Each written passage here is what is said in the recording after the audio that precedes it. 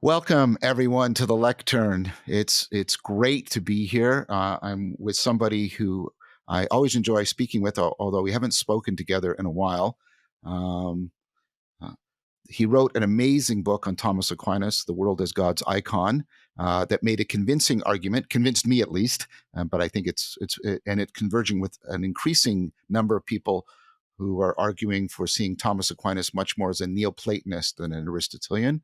That was at least one of the central theses of the book. There was other things going on in the book, but for me, as somebody deeply interested in Neoplatonism, that was a very sort of profound, and it helped me make some better bridges between what I was seeing in the Eastern Orthodox heritage, people like Dionysius and Maximus and Aquinas. And so that was very, very helpful. And then I was at Cambridge giving a talk, and this guy walks up to me and says, "Hi, I'm Sebastian." I go, "Yeah." And he says, "No, Sebastian Morello, you talked about the book. And I'm the author." And I said, "Oh, wow." And so we hit it off. We have a lot of converging interests. We have diverging ones, of course, but it's always good to talk with Sebastian. And what we're going to do today, after I let Sebastian introduce himself briefly, he's got a book out that I'm currently reading. I'm about halfway through it, which is great. We're going to talk again. Hopefully, by our second talk, I'll be all the way through it. Called Mysticism, Magic, and Monasteries, Recovering the Sacred Mystery at the Heart of Reality. And this links up with a lot of people's work, like Michael Martin, who I've also talked to. And we were just off camera talking about Wolfgang Smith. And there's a whole bunch of other people that I no doubt will come up in this conversation. This is a powerful and provocative book. Sebastian is taking a no-holds-barred kind of approach. He's really...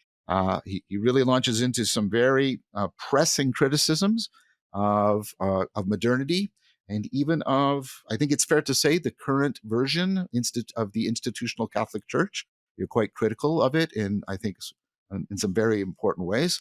But before we get into that, and how this book, I think, is really, well, like I said, it's really challenging in ways that I find convergent, modernity as a way of trying to open a doorway out of the meaning crisis. But I'll shut up now because I want Sebastian to introduce himself and to tell us a little bit about himself. And welcome, Sebastian. John, thank you so much for having me. It's always a great pleasure to speak with you. Of course, the last time we saw each other was in person at the Unheard Club in London. Yes. And you greeted me very warmly. And I've been very much influenced by your work, and also listening to your discussions. And, you know, I often have to do long car journeys, and you're my go-to guy for those. And and reading your material, and on occasion you've sent me new material that you've produced, and I've engaged with it. And not only have I learned a great deal from you, John, but also I would say, there's a certain intellectual journey that one can go on that can coincide with a great sense of loneliness, I think, that one is walking in territories that are considered either dead ends or useless in the prevailing paradigm. That is one that's either overly politicized or overly instrumentalized, utility based. And in that work, that real pioneering work that you've done of trying to recapture meaning in the situation in which we found ourselves, I feel like I found a kindred spirit in that regard, and so it's a great honor to be back with you. So thanks for having me on. Well, thank you for your kind words, Sebastian. You've had an influence on me, and this book is having an impact on me. You're talking. I mean, I'm going through very, very slowly, deliberately so, meditations on the tarot, and some of the other sources that you take as exemplary of the position for which you're arguing in this book. Tomberg features quite prominently. Yes, it does. Yeah. In there. So let me try and how I see the book so far, and I'll probably get it wrong. So be a little bit charitable, but like it's just a way of getting us started. So you seem to have at least a core diagnostic thesis, which is wherein you've called it multiple times. I underlined it, a double crisis. One is the meaning crisis, and I won't go into that. There's the book, by the way, which I'm recording on Audible. So if you want to listen to it on one of your car trips, it'll be available. Great. So I'm just going to leave that, as almost everybody who's watching this will know what we're talking about in that. But you also point to something that you call, I believe I'm getting it right, an authority crisis in the church, which is the church has lost several dimensions of authority. It's lost what my friend Zach Stein called teacherly authority, the authority that we accrue to a teacher, that and that authority is, it doesn't make sense to me right now what you're doing, but I trust that if I follow you, I'll learn something I need to know. And that's the relationship we have to a good teacher. That's teacherly authority. You clearly seem to be saying the church has lost that. The church seems to, and you acknowledge this because of a lot of moral failings, has lost a kind of moral authority. People don't look to it as an exemplar for how a life should be lived or anything like that. Now, I might be too strong, but I'm just trying to get the ideas out. And then there's another one that seems to be deeper than these other, which is something like sacred authority. Yeah, it's a crisis of sanctity. Yes. That because, so it sounds like I'm landing right, because the church is no longer, I'm going to use your words very carefully here, a place, not just a space, but a place of sanctity.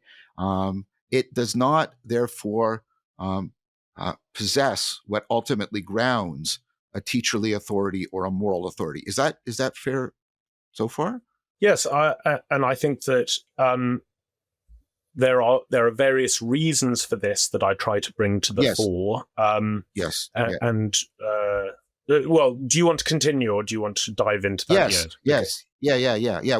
We will unpack your arguments. I just want to make sure I'm getting the overall structure. Sure. So yes, but you're making an important correction. I do not mean to presenting this as something Sebastian merely pronounces. Of course he doesn't. He argues for it. So let's just take that as a given.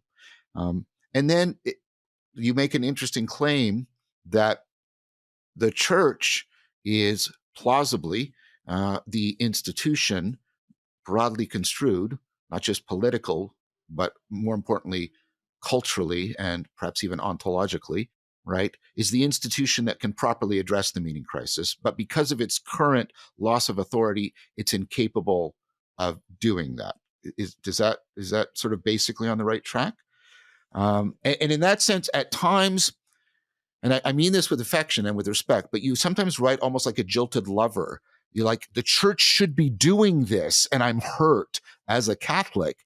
That tone comes through at times. There seems to be like, there's a tremendous responsibility here, where you often use some very, and I mean this quite directly, dark language. You talk about the church is under the hex or the spell of modernity, and therefore is equally prey to the meaning crisis, when it should be the place where people can go to find respite and relief and some kind of growth out of the meaning crisis, or like I like to say, awakening. Then you propose, so these are the three moves I've seen. So the first move, double crisis, then get into this thing about the authority undermines what the church should be doing. The church is not carrying its primary responsibility. And then the third, which is the prognosis, is that, and here you seem to be saying the church is politically too corrupt for us to be able to reform it as needed in time for the urgency of what's facing.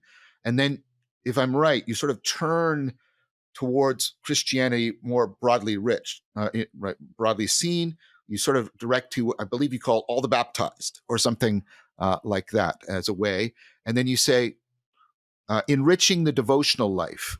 And that's when you bring in the three M's. We need to bring back a Christianity in which mysticism, magic, in the Hermetic sense, and monastic life, ways of life that I see as dedicated to the cultivation of wisdom. And wisdom also figures in your book a lot. You talk about it a lot. And then this mapping isn't totally perfect, but it's something like the Neoplatonism is where you look for a heritage for mysticism. The Hermeticism is where you look for a heritage of magic, theurgia, ritual, right?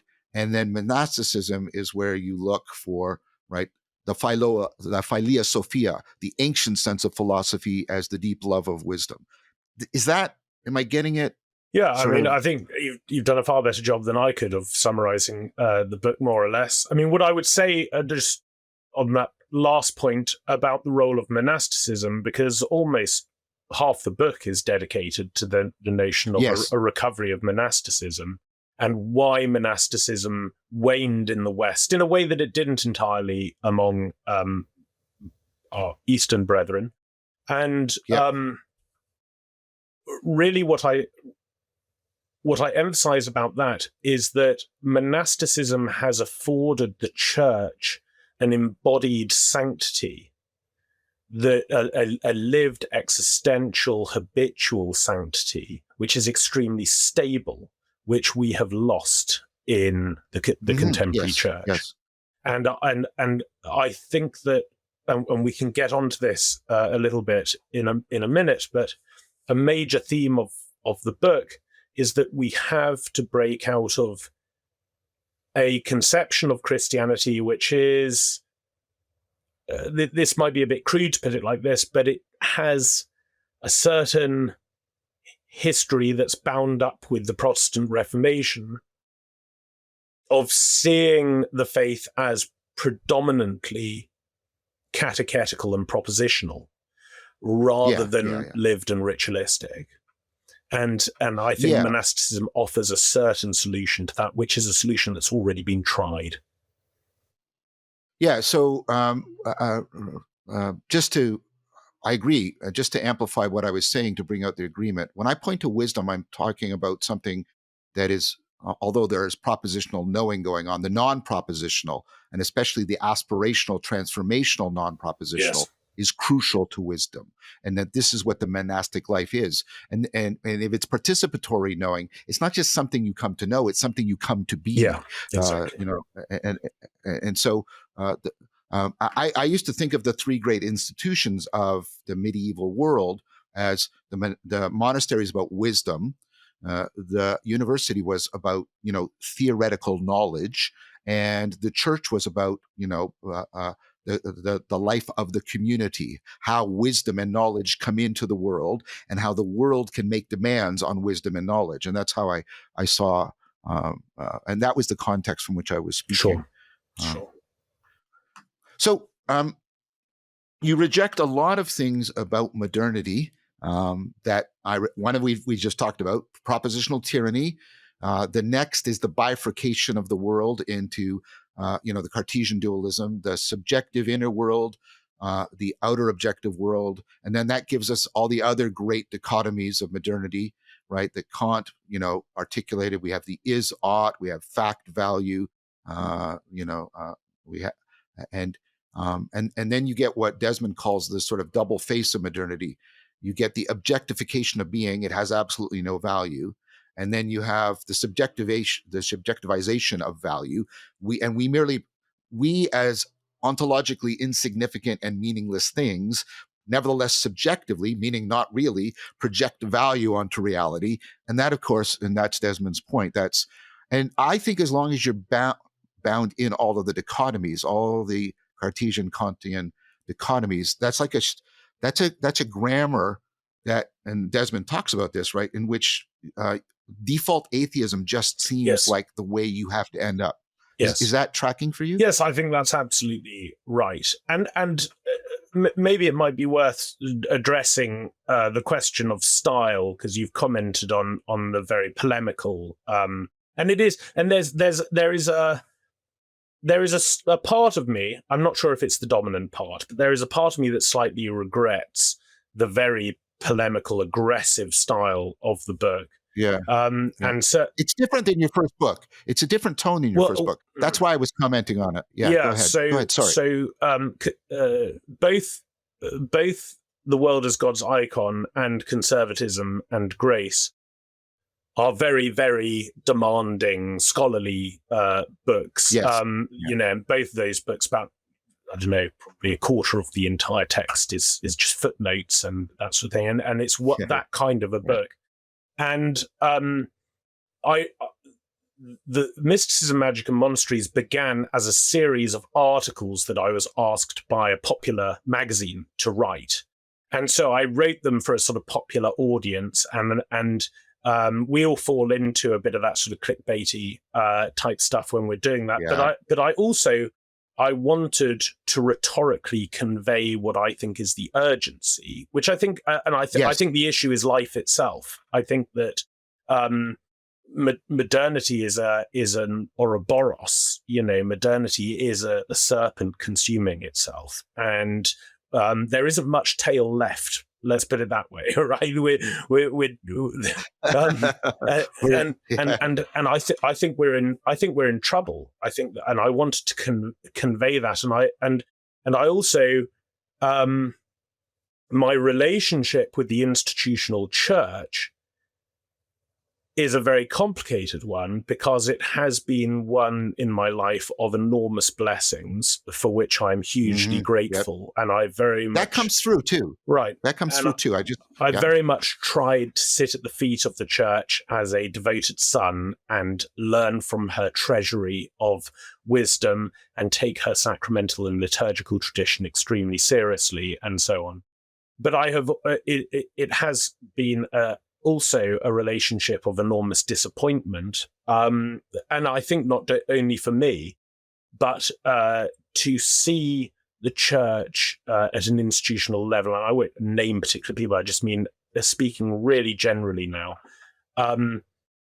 repeatedly neglect that prophetic witness that it is supposed to make to the primacy of the sacred. And instead concede more and more territory to aggressive secularism, has been a disappointment. And I think it's important for people who love the church to be honest about that being a disappointment. I think that's very good and very well said. And I didn't mean to. I wasn't making a criticism. I intended to just make an observation. No, sure. Right. Yeah. Sure, but I criticize it. And Tomberg writes about it. Tomberg writes about how damaging polemic is, and how the Hermetic mind always wants to take things that are apparent dichotomies and elevate the truth in both, and in order to create the entire picture. And so he's very critical of people who utilize a polemical style. And I can certainly, I think it's very strange. Perhaps we can go into this more later if you want to. But a friend of mine who has spoken publicly and written very favorably about this book is somebody who really went through a lifelong transformative journey through studying Tomberg. And one of the things, because I'm not going to name him in case he doesn't want to be named, but one of the things he said to me is that it was very, very obvious that Tomberg was doing what he promised to do, which was lead people from beyond the grave. That Tomberg had been, without my knowledge, repeatedly entering into my life and inspiring me to go down certain certain intellectual passages that I never would have anticipated, and weirdly, I suppose I feel like Tomberg has played a role in my life, particularly in the last few years, similarly to the way that you've actually spoken about the role of Hermes as a kind of daemon, right? Yes. And Yes. and an inspirer. And I can certainly imagine Tomberg wanting to give me a bit of a ticking off for the style of this text. And so it's a tough call. So no, I wasn't taking it as a criticism, but I do want to address it because people who have read my more scholarly work might be surprised by the tone of this book. Yeah. Well, and initially I was like, "Whoa!" But then as I got into it, I got a sense, like that's what I was trying to do with the jilted lover metaphor of deep disappointment and a criticism of a responsibility being shirked by what. And I take it, and you just said you think this is the defining responsibility of the church, right? To proclaim the primacy of the sacred. Yes, exactly. And when I use the term hex, just to be clear, well, actually, to be ambiguous rather than clear, in the text, depending on the context, I oscillate between using the term hex in a metaphorical sense and in a literal sense. But when I talk about a black spell on the church or a hex on the church, I'm actually speaking quite literally, and I think that the epistemic characteristics of modernity do operate like that. That's why I devote a chapter to thinking about egregores and yes. And trying to understand what is, because there's a very underdeveloped theology of blessing and cursing in the history of the church. But these are very strange things to talk about. Everyone intuits that it's possible to bless and to curse, and people have done it in every culture, in every civilization from the beginning of time. But to say that through a special intentionality, through special words, through a special arrangement of one's emotions, one can in some way gift to one's speech or intention a causal power that it doesn't ordinarily have in order to bring about an effect on people or nations or objects or whatever, and that you can just do that to a thing and attach an intangible power to something, is a very weird claim to make when you actually examine it. Yeah. But I'm very interested in this because it's absolutely, a staple concept of the church, of its liturgical tradition. It's on every page of the scriptures, right? It's all over the place, and I think that there is a dark spell over the faithful, over the church's faithful, going from the highest at its institutional level all the way down to the man like me who's just sitting in the pew trying his best to worship. There is this dark spell, and I don't have another word for that spell but modernity. It's a truncation of the mind that so cuts off the purview of our Neoplatonic, Sophianic, mystical ancestors who saw the world as divine communication. And we can't see that anymore. We just see bits and pieces. We just see stuff. There was a lot there. Sorry. Let me try it. No. Don't apologize, Sebastian. I want you to flow freely. So maybe let's. We're sort of already into the 3 M's. That's what I call them. Right? You picked the alliteration for a mnemonic reason. It's memorable, and so I'll do that. And you're weaving these two together, which is something like I said, the mysticism is something like, theoria. It's a contemplative vision and realization of a certain structure to reality. Can we start there? And then I promise we'll do a deep dive also into the Hermetic Theurgy. I'm sort of going to do the 3 T's to go with your 3, sure. Right? Right. Okay. So Now, one thing I wanted to ask you about, there's a lot in there, and you talk about how Neoplatonism corrects for errors in Platonism and Aristotelianism, and we might have some very academic disputes about substance ontologies, because I think there's a lot of great scholarship saying Neoplatonism is actually ultimately a relational ontology, and that's even shows up in things like the Trinity as the primary icon, things like that. That's James Filler's work, and I take that to be at least a position that should be taken with respect. Yeah. I think it's right, and I think that actually brings Neoplatonism back into a lot of the stuff we see happening in the sciences, which are increasingly become relational. And like, take a look at the work of Michael Levin, right, in biology, and he's now talking about this vertical dimension. And there's the realm of the forms, and they're somehow organized, and we access them and they download. That's the language, is right, and that's in order to account for his actual experimental data. So this is, but like I said, that perhaps is a quibble. Well, I'm not sure it is, and we should perhaps talk about that, because I'm currently reading with my friend, the writer and social critic, Mary Harrington. She and I have agreed to read a chapter of Wendy Wheeler's Expecting the Earth, one chapter a week, and sort of discuss it and work, because it's not easy reading, right? And I don't find her a terribly clear writer, but that whole area of semiotics and symbiosis, and how everything exists in as much as it exists in relation to other things.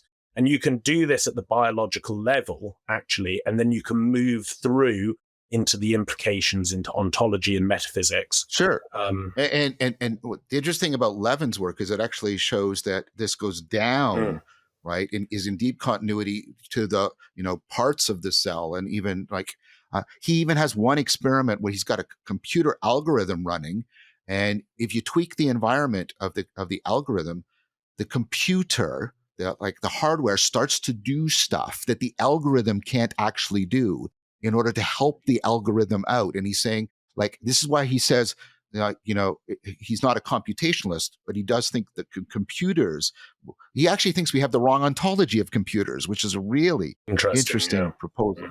Very, very interesting. Okay. And of course, I'm also, as you know, deeply arguing for what 4E Cog Sci is saying. And embodiment is a big theme in your book too. But the relationality is, I think the primary, it's maybe the James Filler's books, or even the discussions I have with James. His basic argument is you can't really ultimately get relations out of relata. Like, are they properties? No. Are they acts? No. Are they dispositions? No. Right. And he runs that argument. But then I pointed out to him that an exactly symmetrical argument is also the case. You can't get relata out of relations. And I tend to think we're pointing to something deeper than either. I think we're pointing, and this is where I'm influenced by Nishida and Nishitani, I think we're pointing to something deeper than what we find in the structure of language, the subject, predicate, noun, verb structure. Well, in my book, Conservatism and Grace, the last third of that book is basically devoted to trying to explain why, in the limited linguistic repertoire available to us, why persons are not substances. Persons are relations that exist between moral agents, and that the term person is, Robert Spemann says that the word person is just a generalizable proper noun, right? And it seems to me that one of the things that is distinct about being a human person is that we extend personhood in a kind of equivocal way to impersonal or seemingly impersonal objects. And insofar as we incorporate seemingly impersonal objects into our life, particularly at a very intimate level, and here I'm thinking about my dog, for example, he almost takes on personal attributes in his relatedness with me. and then of course, just things like joint attention. I throw a stick for him, and he goes and he doesn't find any old stick. He finds the stick I've thrown because he's in this joint attentive connection with me. And so and now the question that we might want to ask ourselves, it seems to me, how that cashes out, to use a popular phrase, is is this equivocal personhood that we are extending to things a subjective projection on our part, or is it an insight into how things actually are, right? Yeah. And then you end up, if you start to sympathize with the latter view, you very quickly come up with a kind of deeply personal universe, like personhood is something that's cosmic, which on an iconographic cosmology like the one I argue in my early book would make perfect sense. Yeah, I mean, I agree with you, I think, in that I take persons to be properly understood as dialogical entities, where I'm using entity as the philosophical placeholder in a sentence and not pointing to a substance. The persons are inherently dialogical, and life is inherently dialogical. This is part of the extended, enacted notion of cognition. Yes. So, so good. Okay, that was good. I'm glad we sort of wrinkled that out. But the more pressing question for my mind is, so as I see it, and as I see it properly developing in Neoplatonism, you get, in Plotinus, there's something of an imbalance, and it progressively gets corrected, right? Because, you even got matter is evil in Plotinus kind of thing.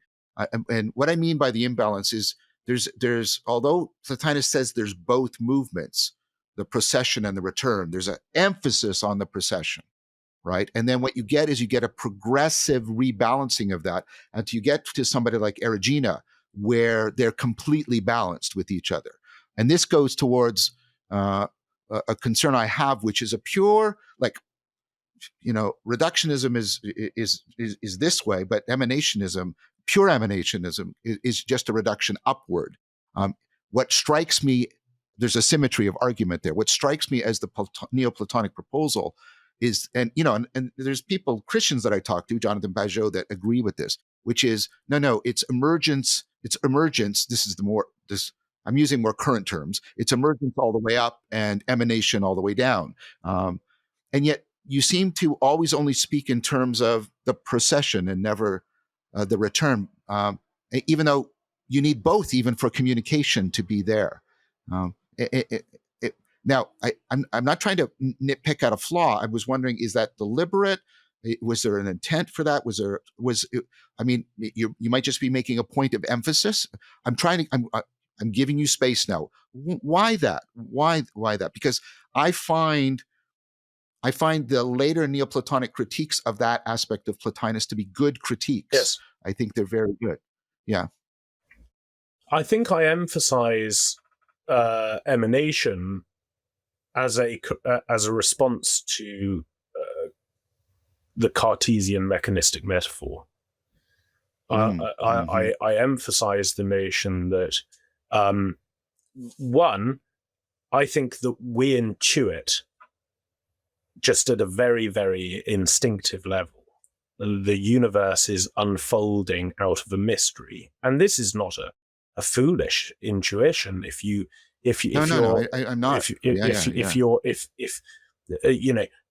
As one tries to articulate that intuition, you start talking about contingent being and non-contingent being and participation, and you can come up with the kind of technical phrases that are necessary in order to convey that. But I think that, and if you may remember in the introduction to The World as God's Icon, I actually speak about being a child and walking my spaniel around the English countryside and looking at the plants and looking up at the sky and sort of intuiting that the landscape had a sacramental character to it and that it was best understood as unfolding out of Yes. what I would say now unfolding out of non-contingent being, but that kind of totally depersonalizes the mystery. Whereas this was very personal. This was divine communication. And to not see that, to see the world, but not see that you are being addressed is to me part of this hex. It's this endarkening of the mind. And that is why I think I emphasize Right. I see. That's why I emphasize Platonic emanation or Neoplatonic emanation. But let me bring something in, because I think you're bringing up the point that I'm seeking to address. So Plotinus has the famous sort of notion that gets taken up as a basis of criticizing Plotinus, that and Eric Pearl does a great job on this in Theophany, right, about Dionysus. But it has to be fitted to the capacity, to the receptivity of the entity, yes. right, and that, so there's a receptivity aspect. And the reason why I bring this up is the distinction between receptivity and projection seems to map onto the classic distinction, especially in Iamblichus, between theurgia, which is about making oneself more receptive, and sorcery, which is this projective kind of thing. That's why I was bringing it up. I understand. I understand what you're saying. I think that complementarity that you're seeking, I try to satisfy in my notions of what monasticism does in the church. Right. That particularly, I think monasticism is a very interesting phenomenon because it bypasses the traditional institutional model of the church. So the institutional model of the church is that it's bipartite on the model of the incarnation itself. You have the clerical hierarchy, which is a new priesthood. It's not a natural priesthood. It's a divine institution of the order of Melchizedek, according to the traditional theology and liturgy. And then you have the laity, and the laity, if you like, their whole mission have their root in nature, and their role is to bring nature into supernature through their reception of the sacraments and their holy life. And so you have this clerical lay distinction in the church, and then you have this thing that's neither. It's both and neither, right? Oh, that's which good. is very that's strange. Very good. It's a very strange thing, and no one could have anticipated in the first century that people would just walk into the desert and offer themselves as a complete oblation to the Creator for no other reason other than for an almost insatiable appetite for Him.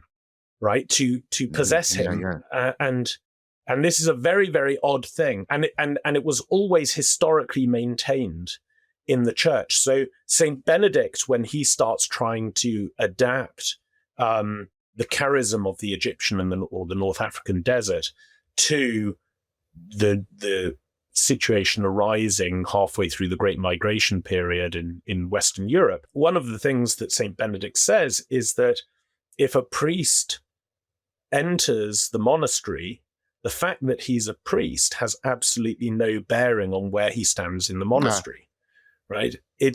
So it's a very strange arrangement, and it's one that almost makes everything secondary to sanctity. Let's put it that way, right? And that is the great response to God's unfolding in His creation. And of course, they speak like that. They really do speak like that. They speak in terms of the early monastic tradition is very, very much based on the divine presence in the created order.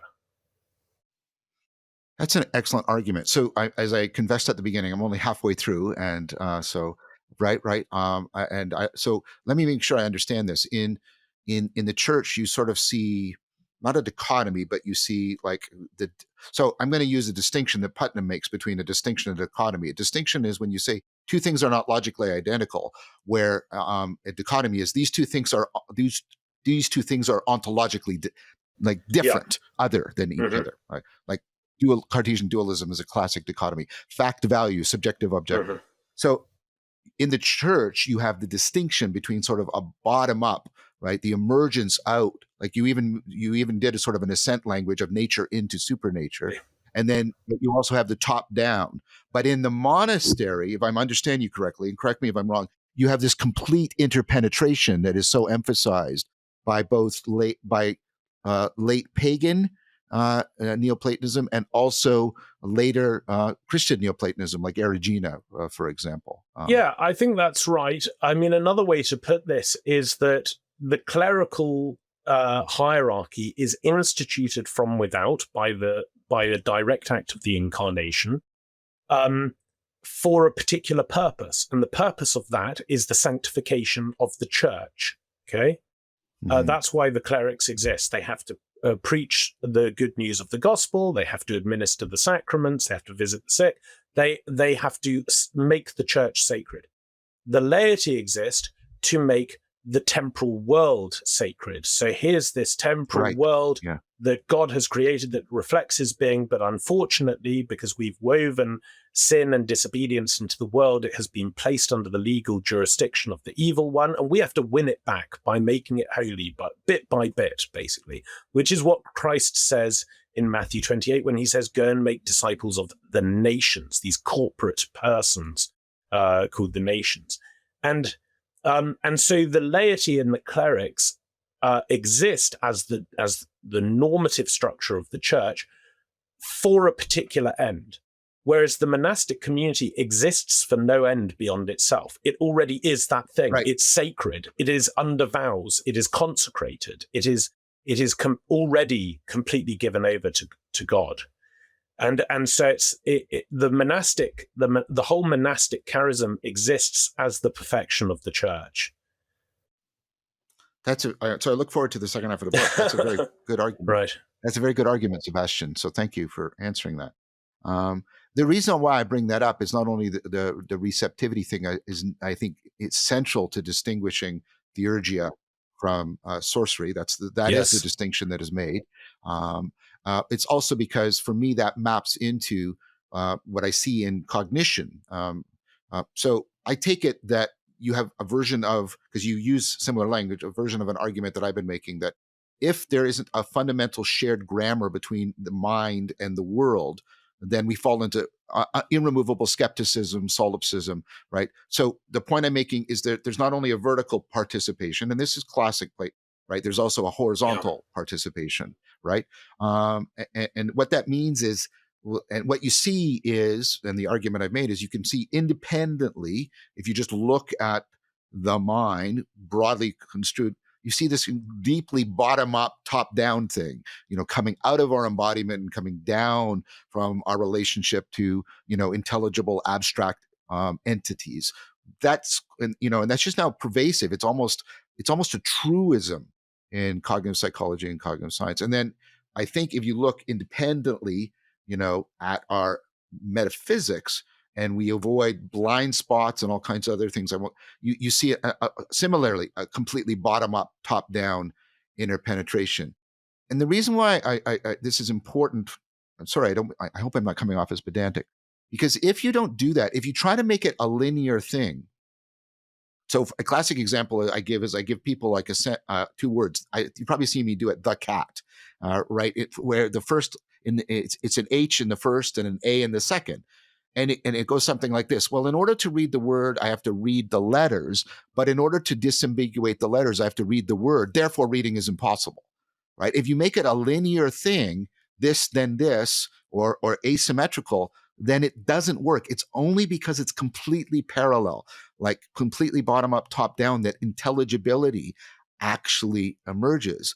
And so I take it that's a pretty strong case in the mind. And then given the participatory relation, I think it is also a strong case in the world, if I can put it that way. That's why I'm trying to emphasize it so much. I think you're right to emphasize it. I think that at the foundation of all reality, you find correlated principles. That's how reality Mhm. exists, right? And this is a very Aristotelian notion that you have matter and form, or you have act and potency, or at the base of all reality. But you also, of course, Aquinas says, well, okay, but all of that presupposes some fundamental reality. What's that? That's esse. But even esse is is divided into the correlated principles of esse subsistans and actus essendi, or the contingent esse, right? Contingent being. And what you find is correlated principles all the way through. You find it at the biological level, right? You find man and woman at the cosmic level. You find creator and creation, right? And they respond to each other in a spousal way. The interesting thing about I'm very interested, as you probably know, and I think it comes out in this book. I'm very interested in let's say, how shall I put this? Non-scholarly wisdom, right? That's how I'm going to put it. So I'm very interested in folklore and folk traditions, and the last section of this book is called "On Killing Our Elders," where I say actually the crisis of authority isn't simply the notion of the church's authority, but also at the temporal level, like we've given up on having intergenerational learning. Yeah, that's Klein's main argument about the loss of teacherly authority. We've lost a notion of intergenerational transmission. Exactly, and one of the things that folk traditions give you is they give you lore, LORE. They give you a participatory wisdom into which you are inducted, not by being taught propositionally, but by these traditions engage the affections, basically. And this morning I got up at just before 5:00. And one of my sons was already awake, because he was so excited because it's the 1st of May and it's May Day, and we drove together into the Chilterns, where a local side of Morris dancers saluted the rising sun of May Day, and I stood around with a bunch of other villagers, and we watched them dance and sing, and what is essentially being enacted here is something nuptial. It's, a lot of the old folk stories. I'm currently reading this volume of Romanian folk tales to my children, and the cosmos is often referred to as the queen consort. So the universe itself is the queen consort, who is responding in this spousal way to the creator. And that's what was going on in this folk dance. It was the month of May, the month of Our Lady. It's the Marian month. It's the month of giving new life, of giving birth, of the flowers emerging. Yeah. And here are these people dancing, and they're singing songs about the creator. And all of this is a kind of intuitive recognition that truth is always between correlated principles. Let's put it that way. So that's anyway, that's a really long-winded way of saying that I agree with you. That was good. Okay, so like I said, we're going to have more than one conversation, so we can return to all of these topics. So we're not climbing a ladder where we're putting things away, but we're sort of moving into the era. So I don't know if you've been following my work, but I've been doing a lot of work on ritual, and the ritual, and ritual as a way of knowing, and the imaginal and the enacted and the transformative, and that.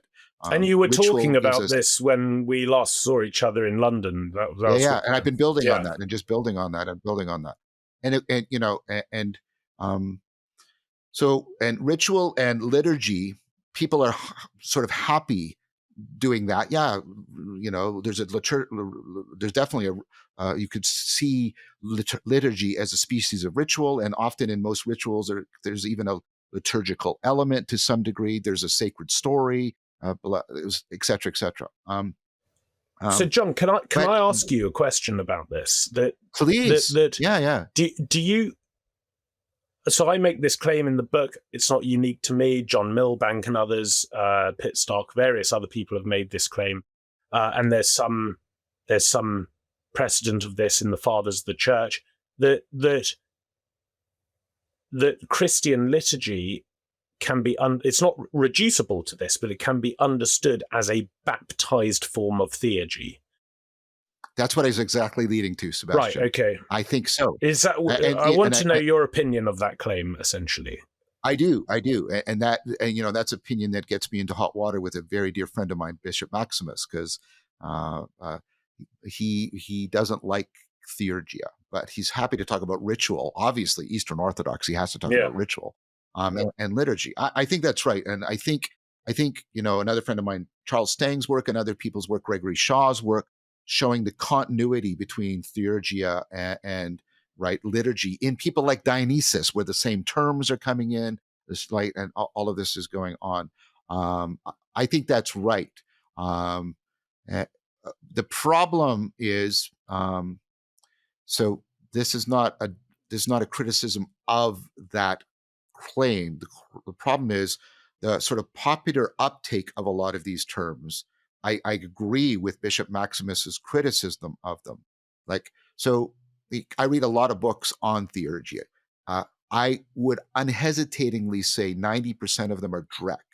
They're egocentric, narcissistic projects of self-gratification, just to put a sentence on it, right? And they'll even say sacred magic, but all they mean is the sacredness of me. And I think that I'll use biblical language here because we're talking about Bishop Maximus. I think that is a profound kind of sin. I think it's a profound kind of self-idolatry. I think it's also psychologically, cognitively dangerous as narcissistic, projective, manipulative, all kind it's immoral, borders on being amoral, psychopathic, and so deep criticisms of all of that. And so I want to give voice to what is being criticized, I think, by my friends. It's like, we don't like that. And I'd say, I understand why. And I think you're right to criticize it. I think psychologically, ontologically, existentially, and on behalf, I'm not Christian, but on behalf of, I can see religiously why there's a critique there. It's blasphemous, or at least idolatrous in a powerful way. So you have to be really, really careful when we're talking about. Now you are, and because I want to, if you'll allow me, I want to read a couple of selections from your book, because you pin. Sorry, that sounds pejorative. You link theurgy to Hermeticism.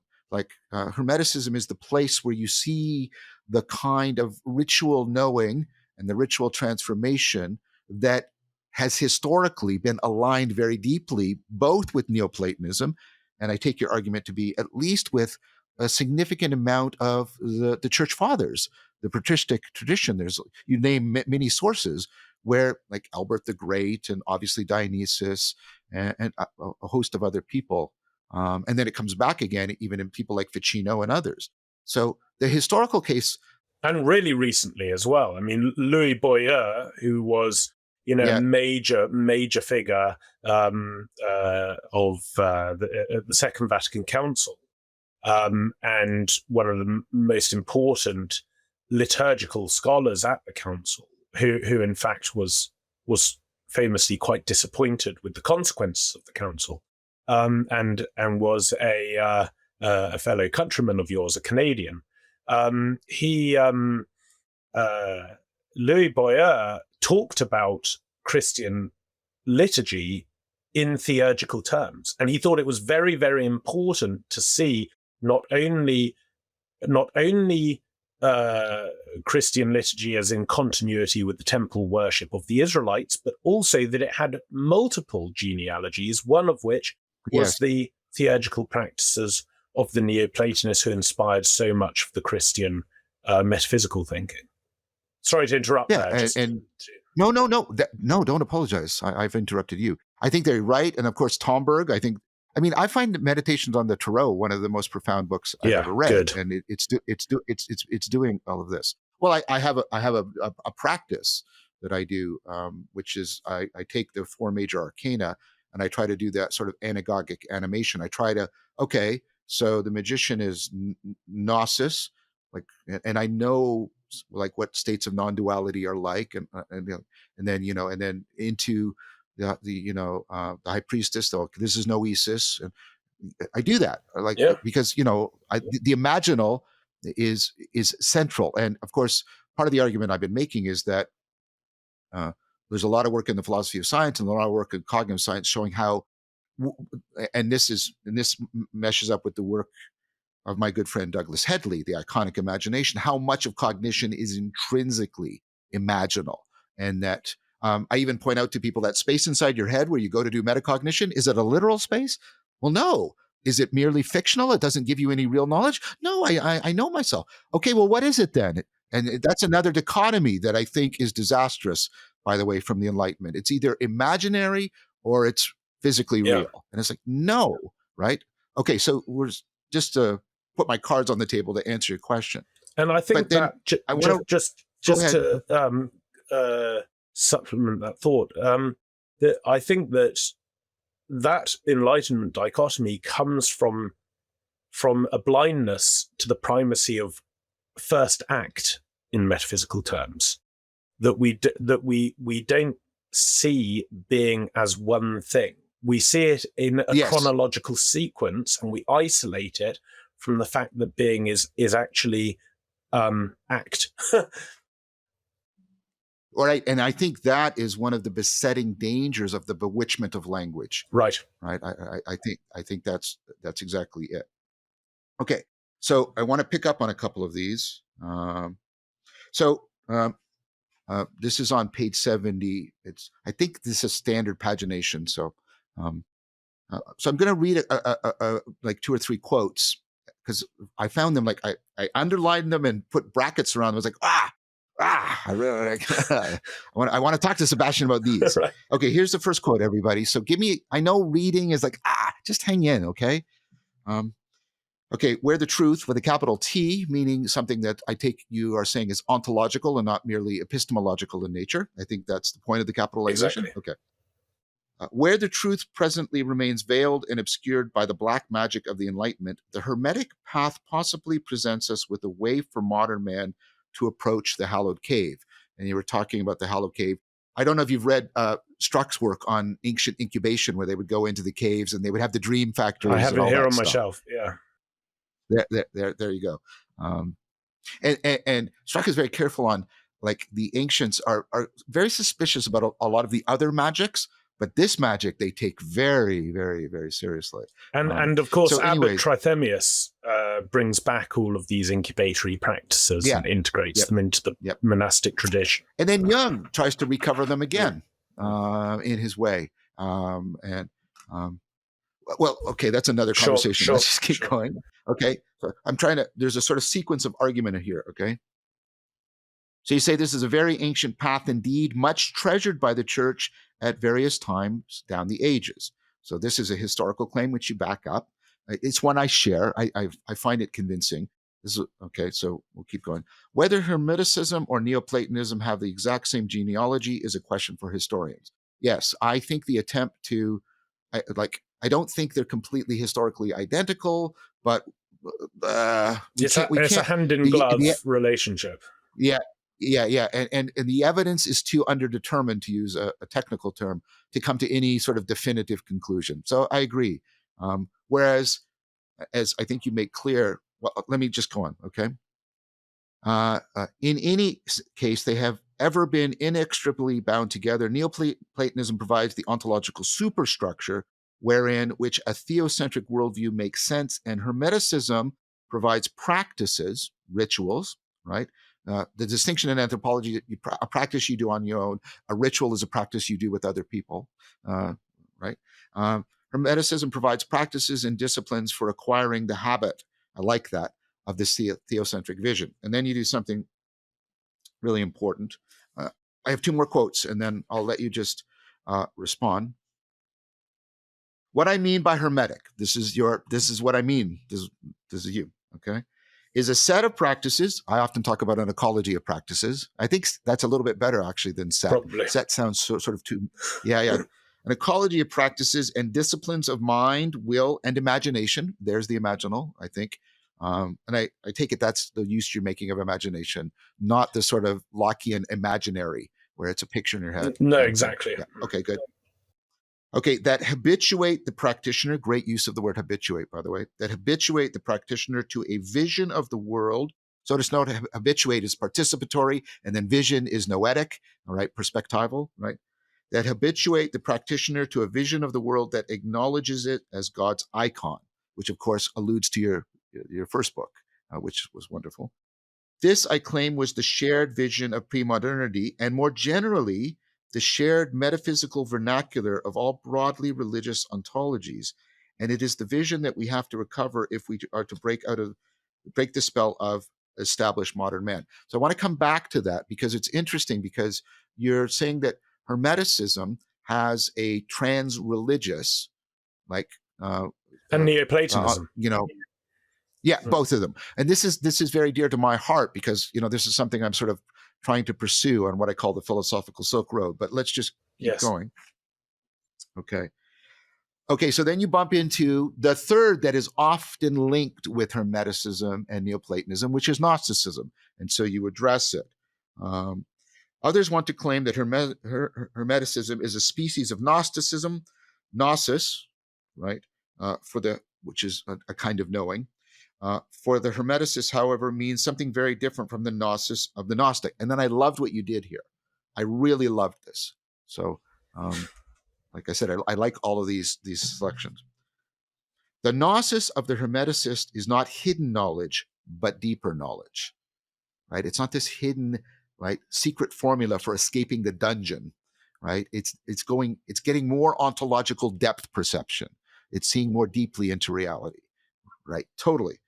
Because the first one, this is what I argue, lends itself to conspiracy thinking and all kinds of, underground kind of stuff in which people often get into rabbit holes of metaphysical, I don't know what to call it, isolation or something. And the modern world is dripping with that kind of thing. Well, and Dostoevsky's The Underground Man is the prototypical instance of what that looks like. Okay. The Gnosis of the Hermeticist is not hidden knowledge, but deeper knowledge of that which is known to all who are free from the spells, the egregores. And we'll come back to that also, probably not this conversation, but, Jonathan Pajot and I, right, and Dan Chiappi and I have been doing a lot about the distributed the collective intelligence of distributed cognition and things like that. Yeah, right. To use a Hermetic phrase, of materialism, rationalism, and other such ancient superstitions that have reemerged to create modernity. That the Hermeticist pursues deeper knowledge of what's known rather than secret knowledge of what is hidden is explicitly declared and defended at the beginning of Thomberg's Meditations, which I agree, which I also thought, that's really cool. That's really, really cool is what I should be saying. Gnosticism has invariably led to a disdain for the material world and thus a contempt for the body, supported by an anthropological dualism which divided man into a spiritual substance in a fleshy cage. And of course, we now have, with virtual reality, a Gnostic temptation that is presented increasingly broadly to people, which is the attempt to say that our embodiment, our living biology, is somehow irrelevant to who and what we are, which I'm finding increasingly problematic. And that is also going to be amplified by AGI. Yes. It's not just irrelevant to who we are. It's on the Manichaean model. It's something we should escape. As we enter, as we enter into our virtual worlds, or we recreate ourselves as avatars that will be perfect manifestations of our interior hidden selves, rather than what you see, that we will finally be emancipated from our embodied state. Right.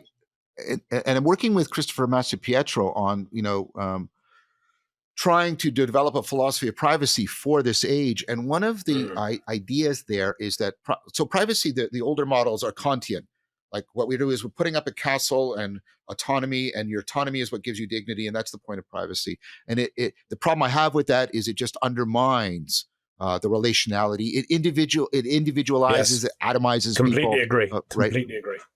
Okay.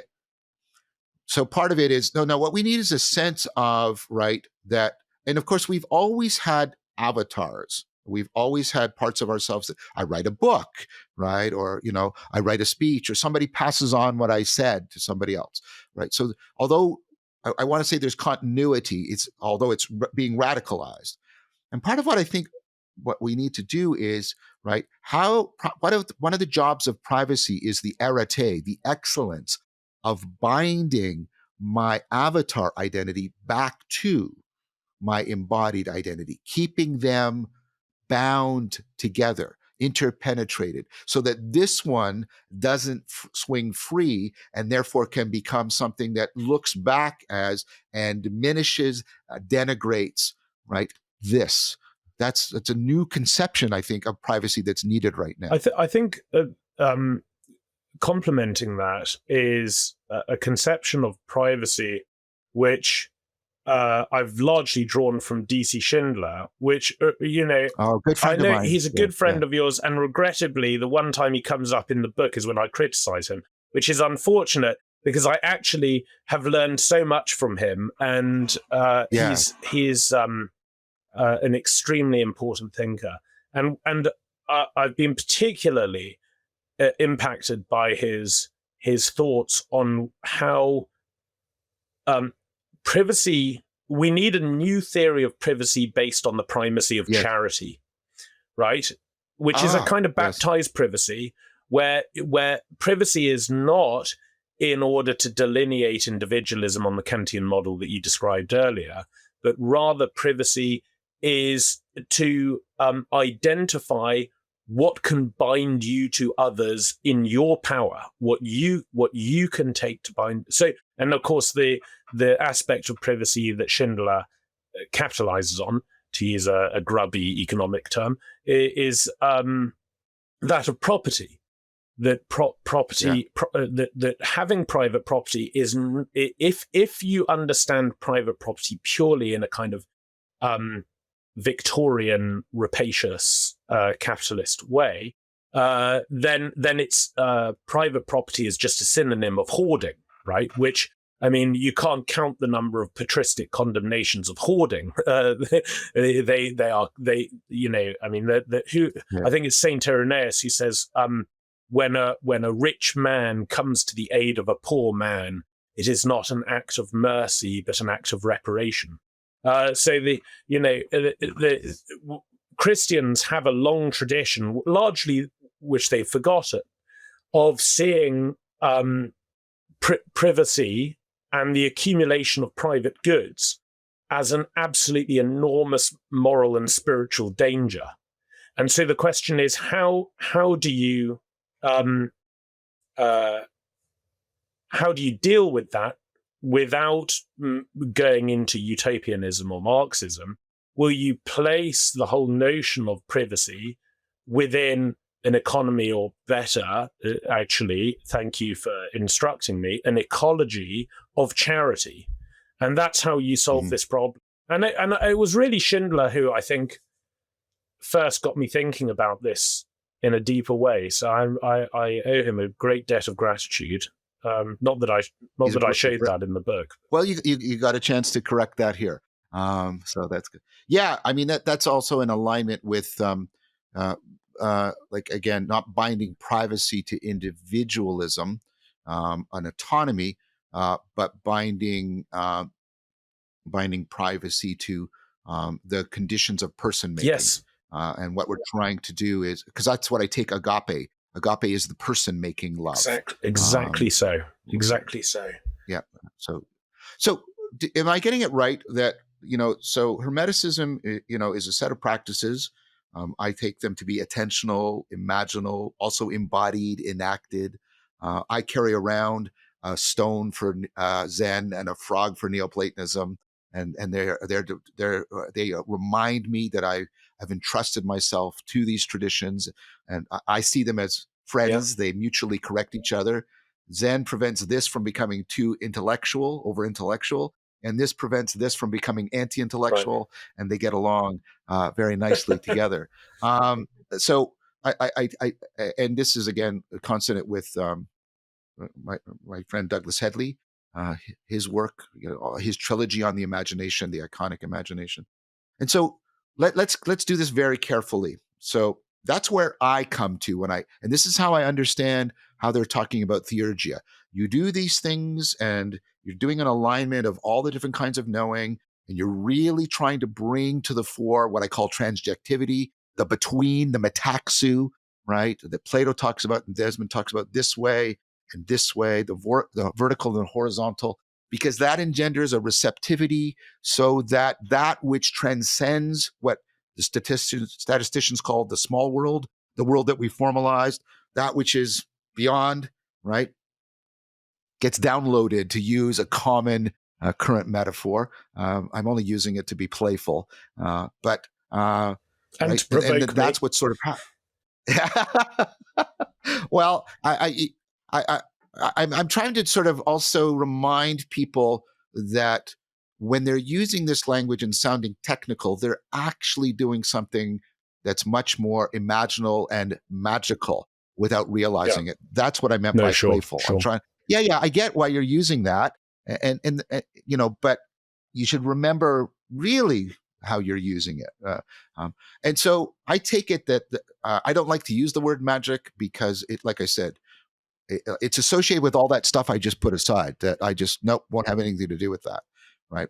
But I think of like when I'm having a dialogue with Hermes, or like when I'm looking at the tarot cards, or when I'm doing Tai Chi Chuan, and I'm doing the yin and the yang and participating the Tao.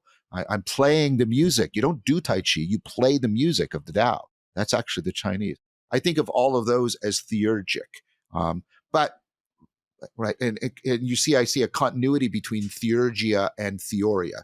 Now, is that landing for you? And so, how would you use this the idea of magic, or if you want theurgia, right? I don't even like to use the modern term theurgy because that's still abused. Yes, I understand. Well, I mean, I certainly think that the term that Tomberg uses of hermetic cognition. And this is what I mean by habits of mind, will, and imagination. I almost see hermetic cognition to correspond. So as cognition, you mean, I just want to make sure I'm tracking you, because I use cognition very precisely to mean knowing. That's what we're talking about. We're talking about the mind. That's how cognition has classically, cognito, right? It's knowing. It's a kind of knowing. Is that fair? Yes, but I'm using it also to mean seeing. But seeing is a kind of knowing. It's a species of knowing. It's insight, right? Yes. Yes. And if you pick up a contemporary dictionary of philosophy and you look up insight, you will, or at least in my dictionary of philosophy, you will find no entry, because we've lost this sense that to know is to see reality, and the major theme, or at least one of the major themes of my book, is that we are blind at the moment. Yes. That modernity is, I think I even use the metaphor derived from the book of Tobit of the shit of sparrows going into our eyes, and a film covering the eyes and not being able to see. And so and this is how I think modernity has affected our way of seeing reality. And just as there's a long tradition now in the church of talking about the need for recovering a preambula fide, right? That in some way we are just simply not predisposed to make that intellectual ascent to revealed propositions, because our minds have been so colonized by a bunch of prejudices that are antithetical to those propositions. And so you have to do all that kind of prior work. which I think is hugely problematic. One, because it sees faith purely in propositional terms, which I think is a problem. And also that, as we were talking about earlier, it sees these things chronologically, that somehow you have to be a good pagan first before you can be a good Christian. Whereas actually, the very definition of a Christian, at least a Western Christian, is just a baptized pagan. Right, so the redemption of whatever we are as pagans happens concurrently with our union with Jesus Christ, right? And we come to him as baptized pagans. And so paradoxically, the preambular fide happens concurrently with fide, right? And so, but I don't think that the issue is purely propositional. I think it's also temperamental. And it's prejudicial, and that there are a whole load of other things that we have to get the sparrow feces out of our eyes. And the way that we do that is not simply by sitting down with the physics and the metaphysics of Aristotle before we then go and read John's Gospel, but actually we need to see the book of nature as the disclosure of the Godhead in time, and the way that you I just want to be clear that seeing the book of nature, again, we don't want a David Hume notion of seeing where we're absolutely immobile looking out and just we are in nature, moving around in it we have to be in it in order to truly see it.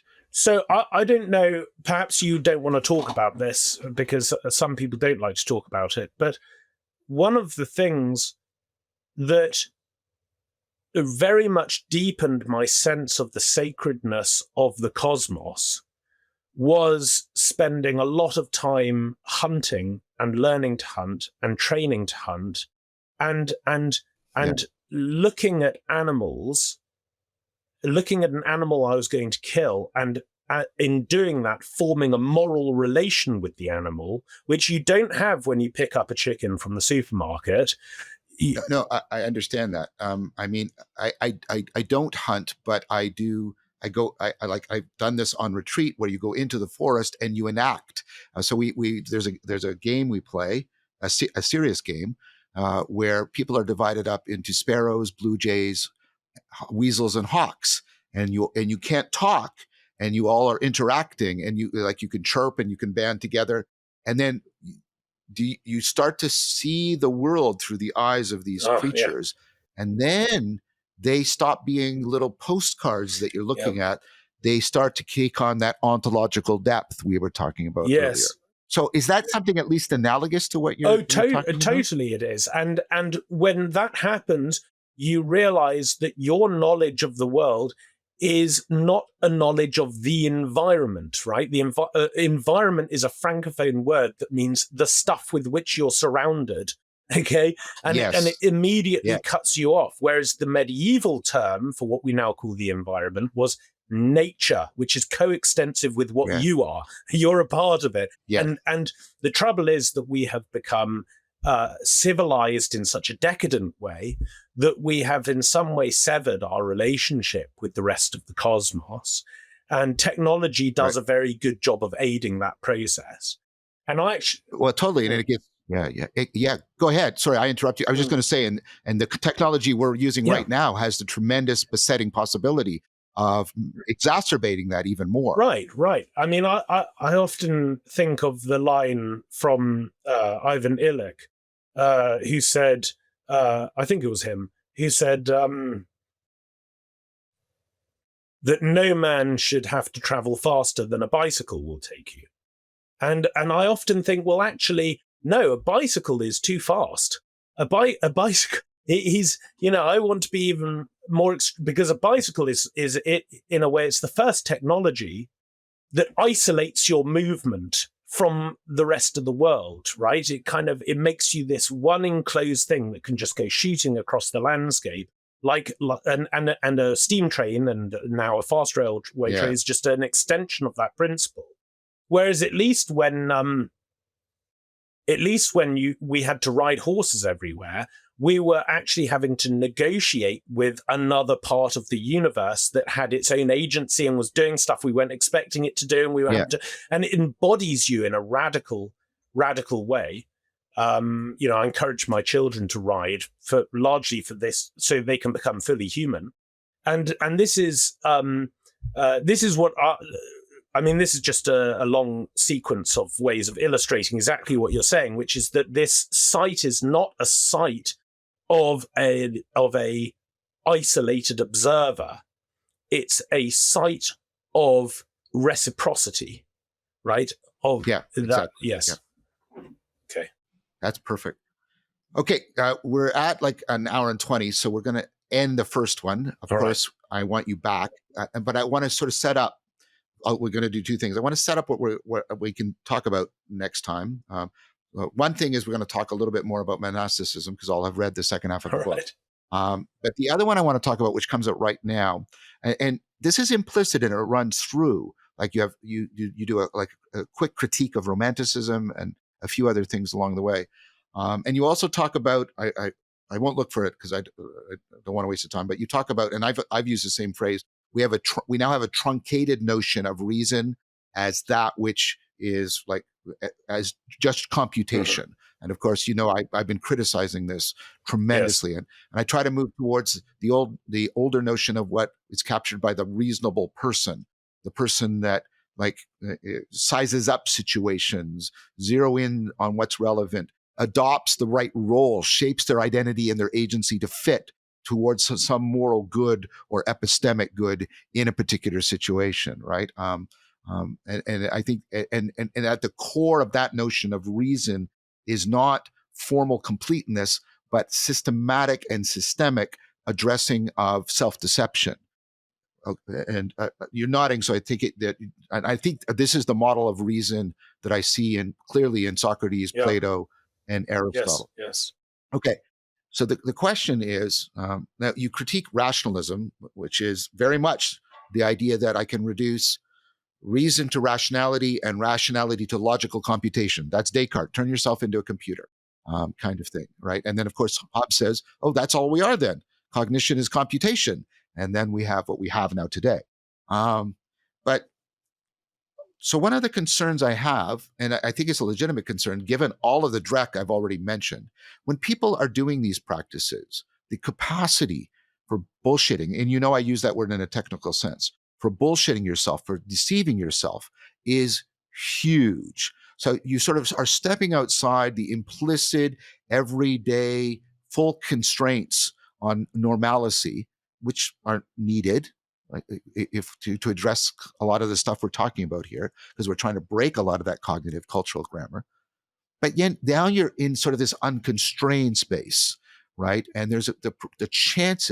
I meet a lot of people that have gone down these pathways and they have just destroyed themselves. Now there's been two classic checks on this.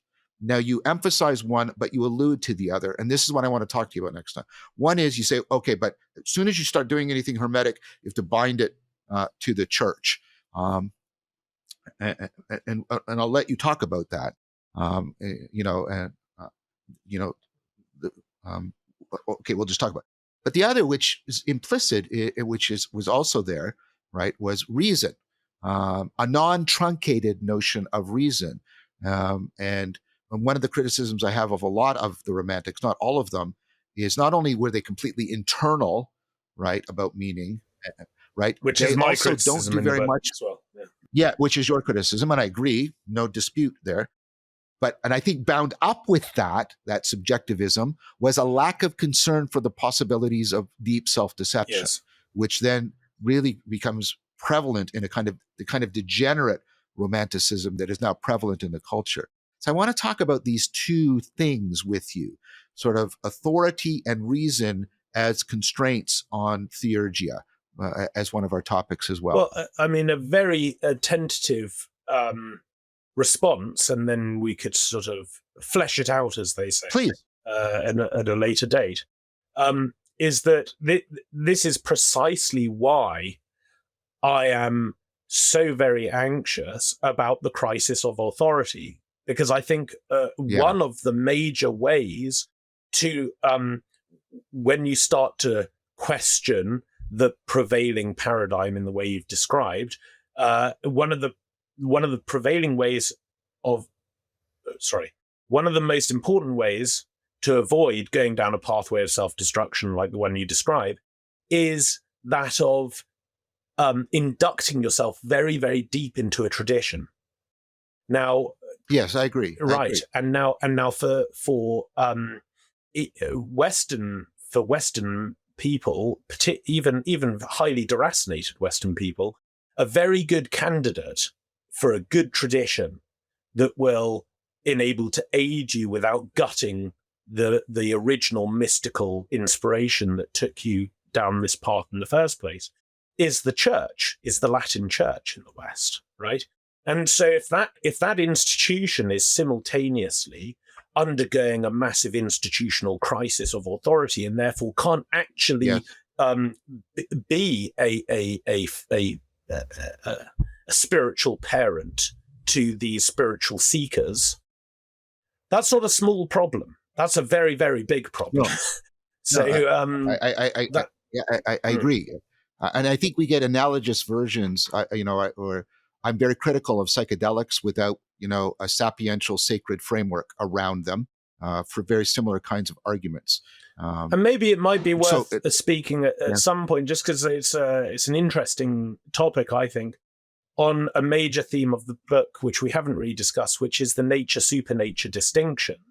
Which that one I do want to talk to you about that one, but there's an order. I find that one the most tricky because I worry about. I think it's fair to say that has often turned into something that you seem to be rejecting, which is a kind of vertical dualism. Big problem. And I do reject it entirely. Yes, I know, and so I want to get clear. And then David Bentley Hart has been trying to do something similar in one of his recent books. Was it "You Shall Be Gods" or something? That's I can't remember what it's called. That's right. It's the question of deification, of theosis, of theosis. That's the third. That's the third th I want to bring up. I want to bring up what does that mean. But I wanted to do that because that question requires we talk about this, and I don't see them as dichotomous either. Tradition and reason. I mean, but a word that's come up. Sorry, John. Well, I just want to say, post Gadamer, and post Frankfurt, we've learned you can't separate reason and tradition. Exactly. Like you can't do the Cartesian project of I'm going to stand nowhere and have a view from above. That's the view from nowhere. Thomas Nagel is destroyed, etc., etc. And Collingwood and so many have taken a sledgehammer to that view. Thank God. But I would say that. A word that's just come up a few times in this conversation that you and I have been having is the word ecology. And it would be interesting because this isn't something I talk about in the book, but it's really all the work I'm doing at the moment. All the work I'm doing at the moment is on an ethics of ecology and a theology of stewardship and what it means. This is a debate that's become completely politicized. So if you're worried about our destruction of complex, biodiverse, ecological systems, then you're somehow on the political left, or it's become a nightmare to talk about this stuff. But actually, this is a central theme of Christian spirituality. And let's talk about it too. Yeah, we should talk about that because it's my main work at the moment, and I think it does follow on from this book. But anyway, I think it fits in perfectly. So we're going to do some reason and tradition and theosis, the third of the THs, and then we'll talk about nature, supernature. You sometimes use the word supra, which is interesting in a couple places, right? And a lot of the work I've been doing on extended and transcendent naturalism with Greg Enriquez, we could talk about that. So that's a good, rich topic. And then I do want to talk about, given all of this, like what does it mean to, to properly proportion, because that's what I think the original idea of reason is, right? Properly proportion, ratio, right? Properly proportion your attention and your agency and your affect, right, to the ecology. What does that look like? That's what we'll talk about. How does that sound for you? All right, so we're going to wrap it up. Sounds great. This is the only thing I like about Sartre is he said, "You never finish, you just abandon." And so we're not finishing the conversation. We're just abandoning it for now. I'm inviting you back, and we'll make arrangements. But I wanted to thank you for this. This has been rich. It's been wonderful. I hope you have felt it being an accurate way for you to present your book to the world and engender interest in your book. And I just wanted to give you the last word. Oh, well, John, it's always just an enormous honor to chat with you. And I'm, hugely touched that you've taken an interest in my latest book, despite its tone. So thank you very much. And Well, I have enough trust in you. I put it that way. Right? But go ahead. I interrupted. No. Just many thanks, John. I look forward to the next one. Thank you so much, my friend. We'll be in touch soon.